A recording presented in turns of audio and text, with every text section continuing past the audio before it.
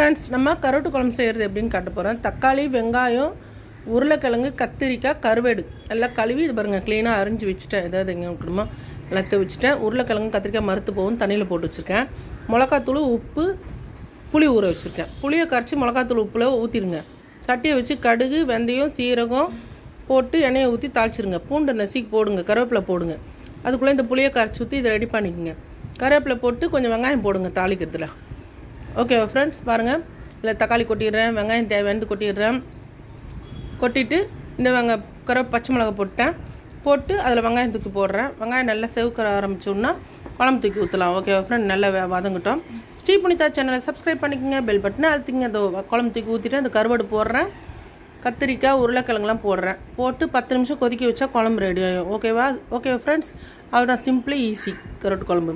எங்களுக்கு சப்போர்ட் பண்ணுங்கள் ஃப்ரெண்ட்ஸ், அப்போ தானே எங்களுக்கும் சேர்த்துக்கு ஒரு ஆசையாக இருக்கும், உற்சாகமாக இருக்கும். ஓகே ஃப்ரெண்ட்ஸ், நீங்கள் எங்களுக்கு சப்போர்ட் பண்ணுங்கள் ஃப்ரெண்ட்ஸ், சப்ஸ்கிரைப் பண்ணுங்கள். எல்லாமே பார்க்குறீங்க, ஆனால் சப்ஸ்கிரைப் பண்ணுங்கள். குழம்பு ரெடி. Thank you friends.